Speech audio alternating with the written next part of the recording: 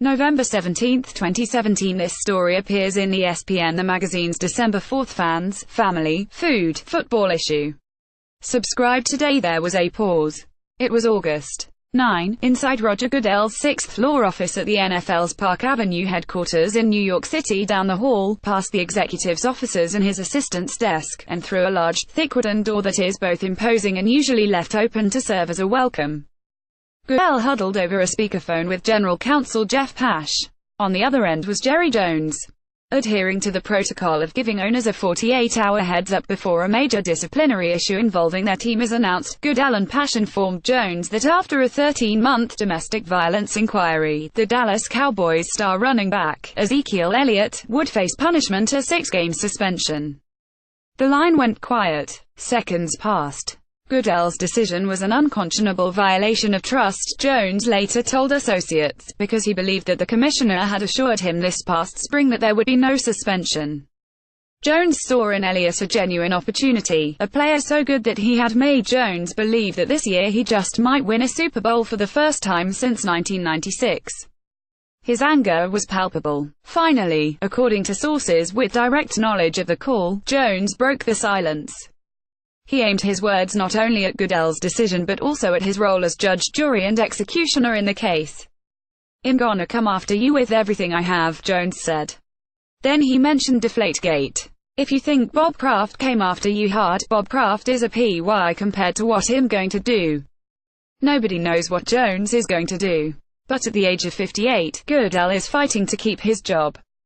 In public, he looks fresh and energetic, and he is more resolute than ever to leave with a legacy of having come close to fixing football's long-standing issues. Up close, though, his face has changed due to relentless stress. It is now sallow and lined and tired. Roger Goodell is in a battle few saw coming, with the league's membership teetering on an all-out, unprecedented civil war. NFL Commissioner Roger Goodell is in a bitter battle few saw coming, led by Jerry Jones, the league's most opinionated and powerful owner. Nobody knows how this will end. Matt Dunham photo. A little less than a week before that contentious conference call, Goodell and Jones seemed as close as ever at Glenmore Country Club in Canton, Ohio, even as friction burned beneath the surface. Goodell was among the guests at Jones' multi-million-dollar Hall of Fame celebration inside a white tent big enough to accommodate a pair of Boeing 767 jets. Goodell knew that Elliott would be suspended, but he held off on the league announcement of it so that Jones could enjoy his moment. Goodell hugged Jones and offered his hearty congratulations as Justin Timberlake dared a two-horse, telling the crowd the greatest owner in the history of sports is being honored tonight. 4 years, America's most powerful sports owner has heaped praise on America's most powerful commissioner for being a visionary, a grab pie thinker. Jones, now 75, uses a cost-benefit analysis to measure the value of many relationships, and as the NFL grew from a $6 billion a year to a $14 billion a year enterprise under Goodell, their relationship seemed strong. But then Goodell suspended Elliott, and it's only gotten nastier since, with that decision clarifying Jones' long-standing worries about Goodell's leadership, his current total annual compensation of $42 million, and the approval process for a contract extension expected to pay even more, according to documents and nearly 24 interviews by Outside the Lines with owners, league and team executives and lawyers, and union leaders.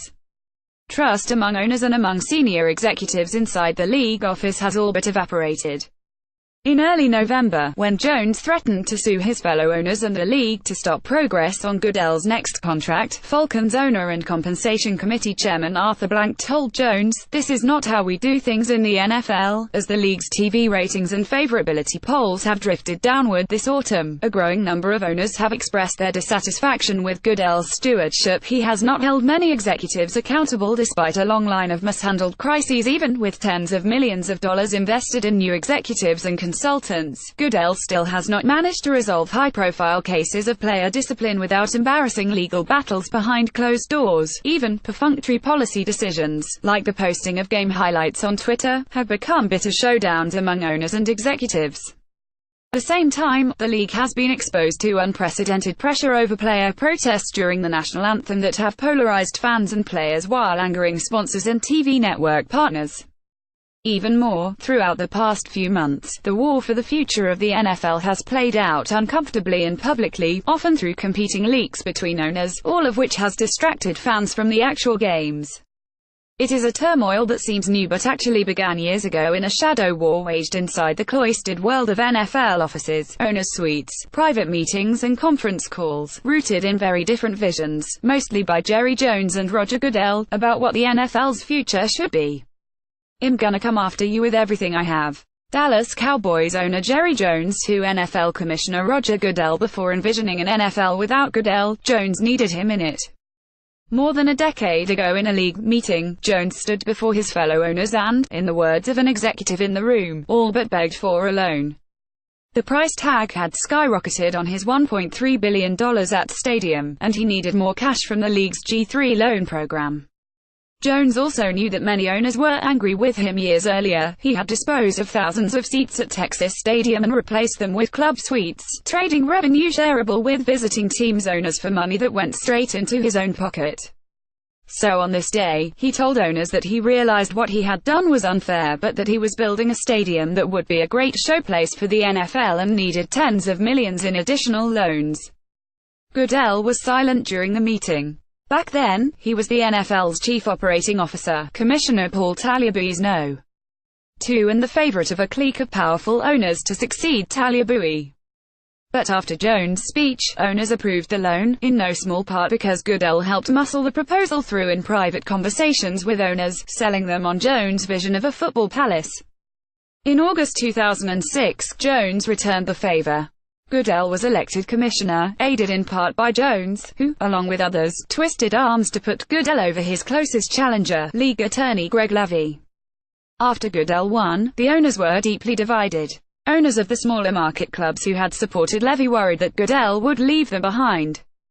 Goodell had to find concepts that everyone could support, setting up the fight playing out today to fulfill the vision of Jones and others. Goodell promised to increase revenue. To fulfill his own vision, Goodell promised to defend the brand, in his words, to protect the shield. At the time, nobody saw those two agendas at odds. But almost as soon as Goodell took over, the NFL plunged into crisis, from Michael Vick's dogfighting scandal to Spygate and Bountygate. The league's flat-footed, obfuscating response to head injuries lingered over it all. Many called for Goodell to step down, but Jones was among the owners who always publicly backed Goodell even when he was upset with him. Jones threatened to sue the league in 2012 after being penalized $10 million in salary cap room for manipulating a contract. In 2014, Jones publicly supported Goodell after the Ray Rice domestic violence mismanagement, Goodell's low point as commissioner. He's acknowledged that helps mishandle this, Jones said on his Dallas radio show at the time, and he said that he'll do better in the future.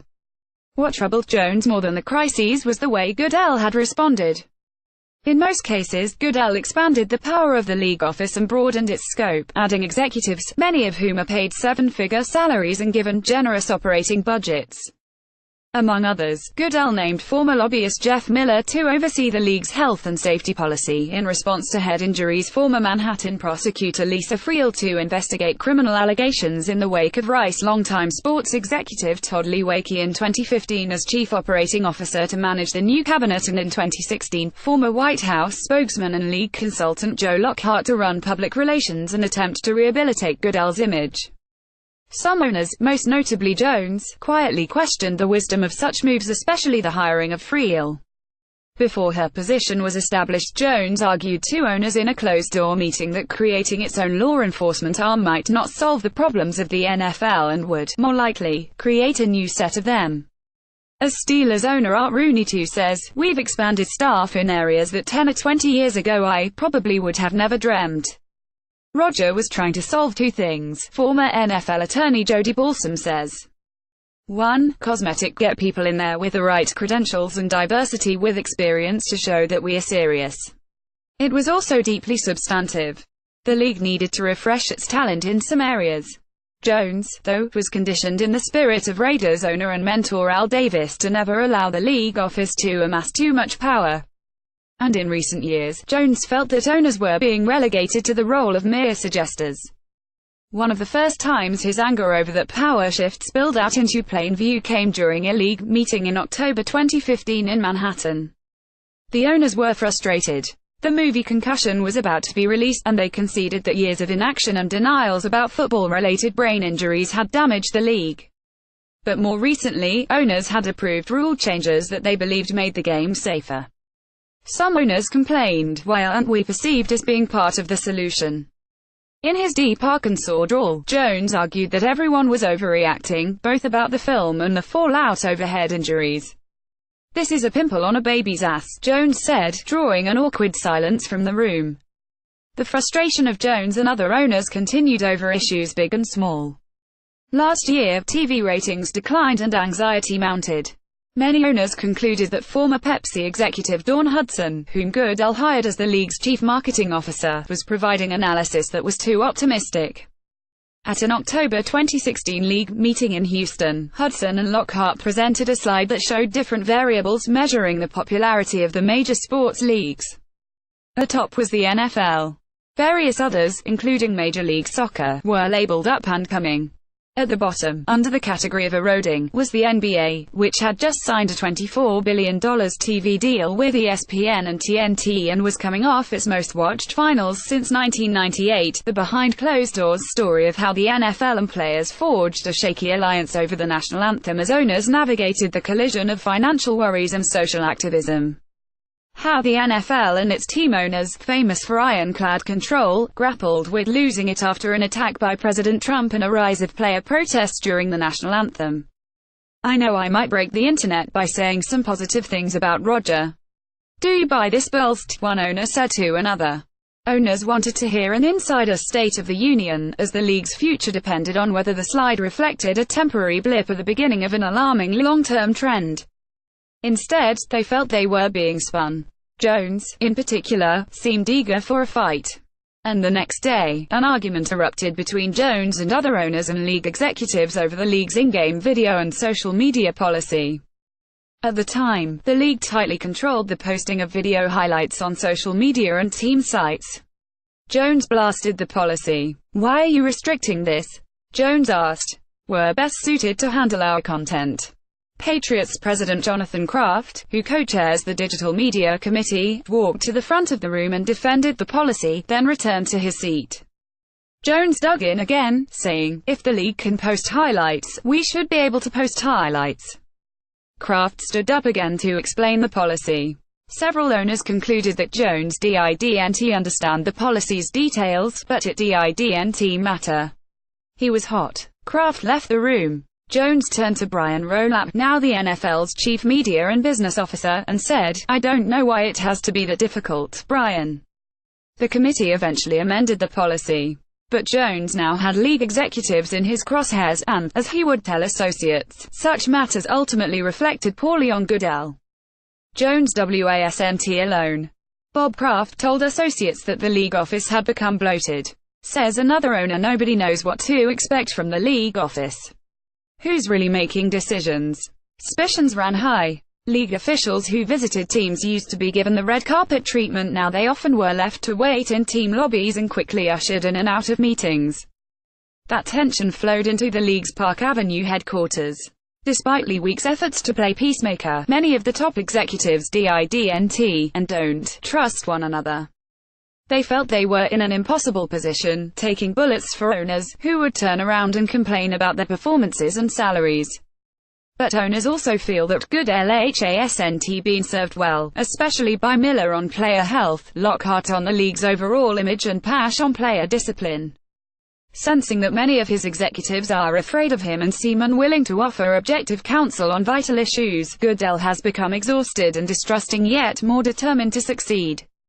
Owners grumbled that, as a result, Goodell has marginalized many executive vice presidents, including Lee Wakey, and that they have even marginalized themselves, often leaving Goodell unsupported. The executives want to protect themselves by isolating Roger, one owner says. They don't care if they burn the league down to keep their jobs.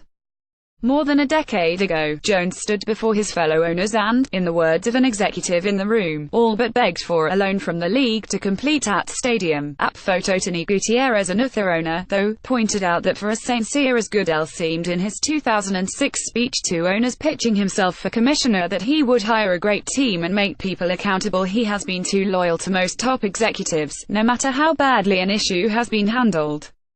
His strengths and his weaknesses are kind of the same, Rooney says of Goodell. He can be very firm in his positions, and at times that frustrates people who want to have somebody with more of an open mind. And so Jones and other owners began to quietly ask, are we getting the right people for what we're paying? At the October 2016 meetings in Houston, the league was, as usual, enduring crisis.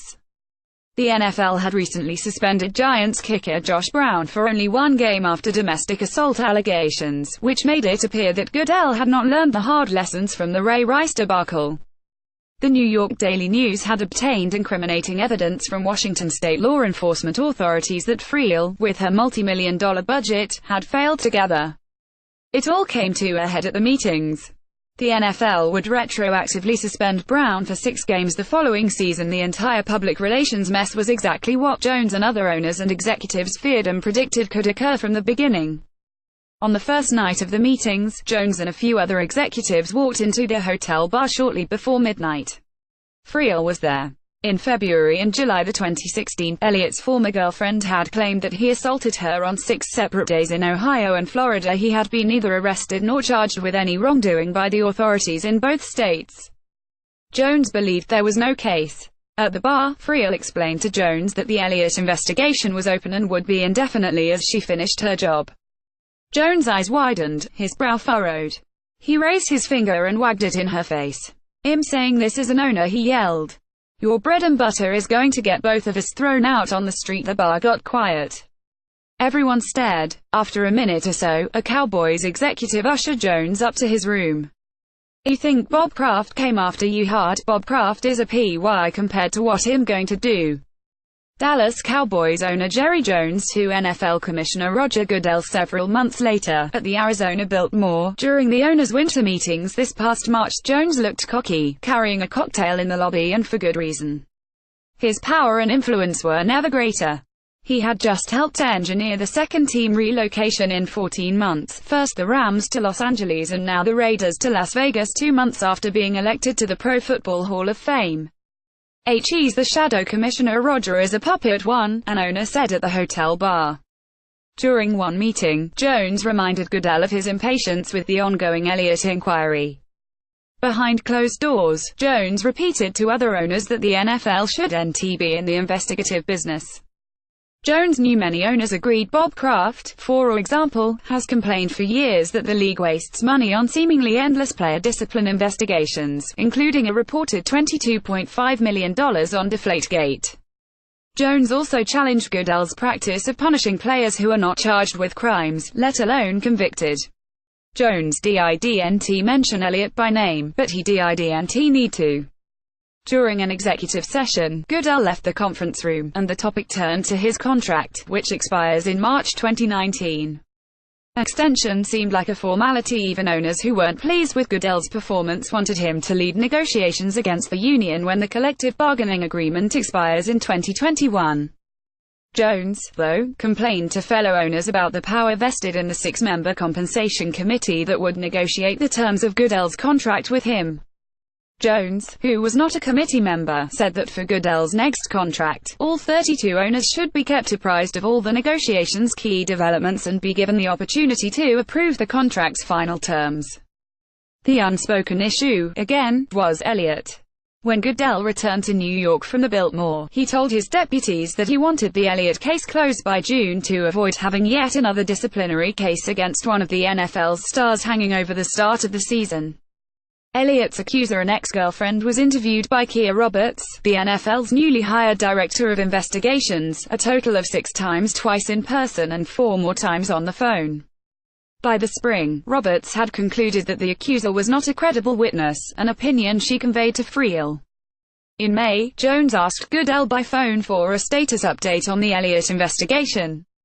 Jones later told several people that he came away from their conversation with an assurance that there would be no suspension for Elliott and that Goodell felt the running back should enter counseling and perhaps issue a statement showing contrition for his behavior. Jones replied that Elliott wouldn't be contrite about domestic violence because he hadn't committed it.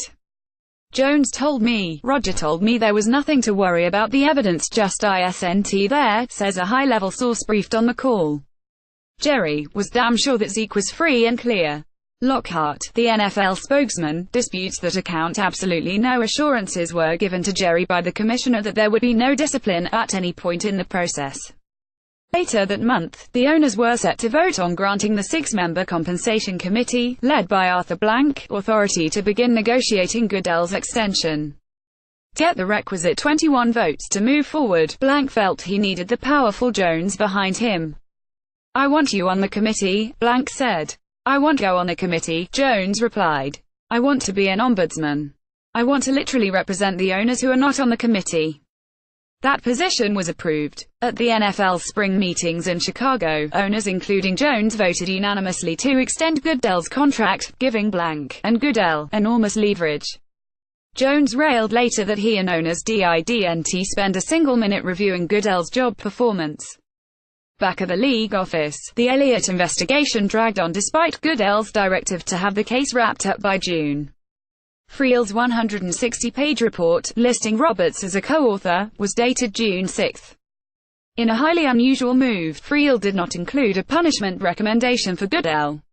The NFL's chief investigator always concludes an investigative report with a recommendation for the commissioner.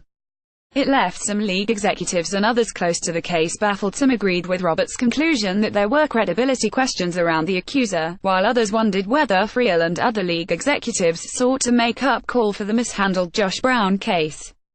After the report was written, Goodell met with Friel, Pash and several other league executives. Roberts, however, did not attend.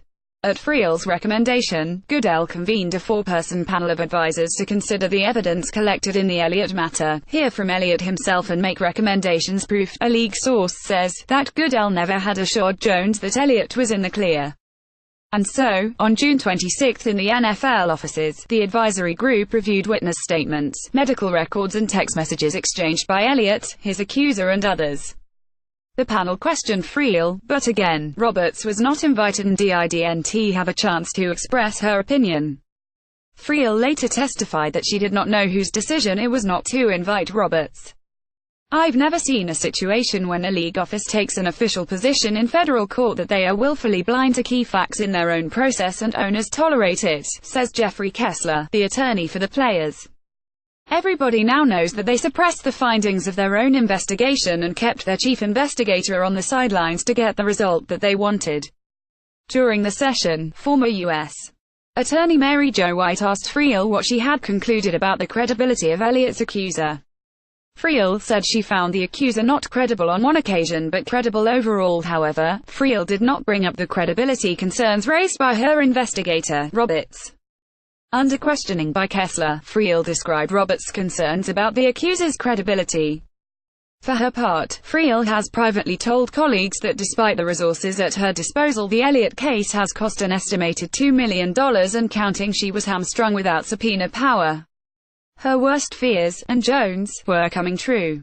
Still, Goodell gave considerable weight to the opinions of the panelists, who unanimously concluded that Elliott deserved to be punished.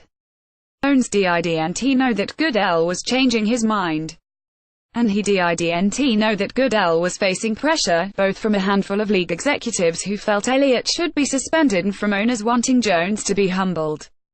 Kraft had called Goodell in the summer and, referring to the Elliott case, told the commissioner, "My guy got 4 games for footballs and there's still nothing on this." Just before the Cowboys training camp opened in Oxnard, California, Jones told reporters on July 23 there was absolutely nothing to the domestic violence accusations against Elliott, a refrain he repeated several days later during Hall of Fame activities. And on August 9, Blank's compensation committee convened a dinner meeting in Manhattan to discuss Goodell's contract. Jones attended via phone. During the session, Jones did not raise any concerns about Goodell's contract extension, sources say. The next day, Blank called Goodell, telling the commissioner that Jones had participated in the meeting. That's when Goodell told Blank, "He's not going to be too happy with me tomorrow," explaining that Elliott's suspension was coming. On August 11, Goodell announced the 6-game suspension of Elliott. Jones saw it as a complete betrayal, a source now says. Overcorrection by Goodell, Jones later called it publicly. Privately, Jones seethed to confidants that Goodell hadn't studied the case's many details, and he considered suing the NFL to get the suspension overturned. Roger blew off his own investigator's conclusion. "It's just patently unfair," Jones told a confidant, a charge that a league source denies. Jones had turned on Goodell, perhaps for good. An ESPN report in mid-September detailed that Jones was impeding progress on Goodell's contract extension. And then, at league meetings a month later, Jones took over a meeting about Goodell's contract, irritating his colleagues by calling himself, more than once, the ranking owner and adding, "I'm going to be a pain in the ass to committee members." Lockhart has insisted that Roberts' recommendation that she did not believe Elliott should be suspended had been communicated to Goodell. But on October 30, at another hearing over Elliott's suspension before U.S. District Judge Catherine Polk Filer, NFL lawyer Paul Clement suggested that it didn't matter because of the broad authority Goodell has over player discipline. Filer asked, would it not have assisted Goodell in determining whether punishment were appropriate to hear from the very person that had been tasked with interviewing this very key witness? "I don't know that it would," Clement replied.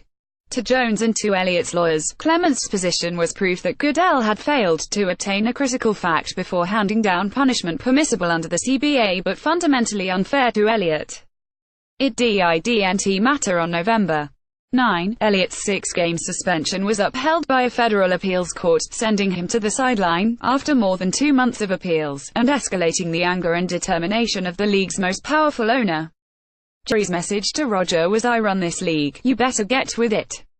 This is about power and control, not the contract, that's all white noise." NFL Senior League Executive Longheldu assumption has been that Goodell wants another long-term deal. Those who have discussed the contract situation with him have described him as furious and emboldened at the notion of accepting a deep pay cut after making the owners a lot of money over the years, watching their team's valuations skyrocket and taking many bullets for them. ESPN has reported that he asked in August for a compensation package of about $49 million a year, if every incentive is met, plus use of a private jet for life and health care for life for his family. But most owners expect him to land in the range of $40 million a year. If owners decide to squeeze him too hard, he might walk away. He knows that there's no clear successor, which is both a failing on his part and a source of leverage. The owners, though, have considered other successes. A confidant of one owner reached out to gauge whether Adam Silver, the NBA commissioner, would be interested in running the NFL, to which Silver immediately said no. Owners have also considered looking to the International Olympic Committee for someone with global experience to grow the game, or even installing the 76-year-old Talia for a year while a committee searched for the ideal successor. Jones has told confidants that he has his own candidate in mind, which Jones has publicly denied. Few owners are interested in allowing Jones to essentially handpick the next commissioner. Even so, Jones has vowed, sources say, to make Goodell's life miserable. Jerry's message to Roger was, "I run this league. You better get with it," a senior league executive says. "This is about power and control, not the contract. That's all white noise." That's why, no matter how often some team executives say not to underestimate Jones, and no matter how frustrated many owners are with the state of the league, the support to remove Goodell doesn't seem to be there. Jones has the Redskins' Dan Snyder and a handful of other owners on his side. There are a dozen or so owners who just want to extend Goodell and get the story out of the headlines and the rest. To approve of Goodell's performance, not because they agree with Jones but because they believe Goodell has empowered him to a fault, especially given the ugly situation with 2 relocated franchises drawing small crowds in Los Angeles. Switching commissioners is like switching from an iPhone to a Samsung, one ownership source says. Do my pictures transfer? Do my contacts? Does my music? In the end, why take the risk? It's Goodell who now seems more willing to take risks, as if he realizes he has less to lose than before. He defied many owners, including Jones, and many league business executives by refusing to back a mandate that all players stand for the national anthem. His relationship with the union and some players has improved this fall. He is not merely serving as the puppet of the owners, as players have long suspected. A day after Outside the Lines reported that, in an owners-only meeting in New York, Texans owner Bob McNair said, "We can't have the inmates running the prison." McNair released a statement insisting that he was referring to league executives as inmates, not the players, drawing skepticism. According to sources, McNair asked Goodell to publicly back him up. Goodell refused. If Goodell does resign, nobody knows exactly how long he will serve. There's always a risk that people stay too long, and I don't want to be in that category, he said at a Bloomberg conference in early November. Some of the tension, sources say, has been over a severance package that could approach $100 million should either Goodell or the owners choose to end the contract early. Few owners want a new commissioner before the expiration of the CBA in 2021. Any replacement would have to repair the damaged relationship with the players' union by giving away concessions that the owners prize. Goodell is already beginning to duplicate his most valuable contribution to the 2011 CBA deal, unifying the owners en masse against the union. Pash has advised the owners in meetings to prepare for a bloody and bitter battle in 4 years, a fitting possible capstone to the tumultuous Goodell era. "I'm here for you through that," Goodell has told some owners. "After that, you guys should start having a conversation." The icy relationship between Atlanta Falcons owner Arthur Blank, left, and Jones, right, showed publicly when the two did not speak as their two teams met on November 12 in Atlanta. App photo Brandon Wade on a Sunday afternoon in mid-November, 3 days after Elliott began serving his suspension. Jerry Jones walked onto the field at Mercedes-Benz Stadium in Atlanta for a game between his Cowboys and Arthur Blank's Falcons.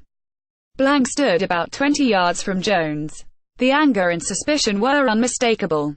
It had been only a few days since Blank effectively fired Jones as compensation committee ombudsman, after Jones, through an attorney, accused him of misleading owners about the details of Goodell's extension, a charge Blank denied. After he was removed, Jones told Blank, "You're making a big mistake." Nothing more needed to be said on game day. It is customary for the owner of the home team to greet the owner of the visiting team, but as this fall has revealed, this is not a season for tradition. The two men never spoke, opting instead in the coming days for power plays on letterhead. Blank's compensation committee accused Jones of conduct detrimental to the league's best interests. Jones asked for a special owner-only meeting to discuss Goodell's new deal. A few hours after the 277 Falcons rout, Jones emerged from the Cowboys locker room, looking drained but sounding defiant. Even some of his closest advisors aren't on board with the war he is raging. In a black suit and black cowboy boots, Jones found himself in the middle of a mob of cameras and reporters. He spoke quietly, saying that he wanted to do everything I can to help the league improve and that this is one of those times when you need to adjust. He was asked, point blank, whether he thought Goodell should continue as commissioner. "I'm not going to discuss that right now," Jones said. A few minutes later, he moved down a long hallway at the bottom of the stadium, surrounded by 4 security guards. He walked with a slight limp. He said nothing. Everyone cleared out of his way, and when he exited the stadium into a cold and stiff wind, a crowd of Cowboys fans lining a fence cheered. Jones stopped, and for a moment, he seemed unsure of where to go, right toward the fans or left toward the limo. Jones stood, a man alone in so many ways. He turned left, away from the fans. The cheering ceased. The idling limo pulled away. A gate was raised, opening a route out of the stadium. A police escort flared its siren, and Jones was off, with nobody knowing exactly how far he'll go.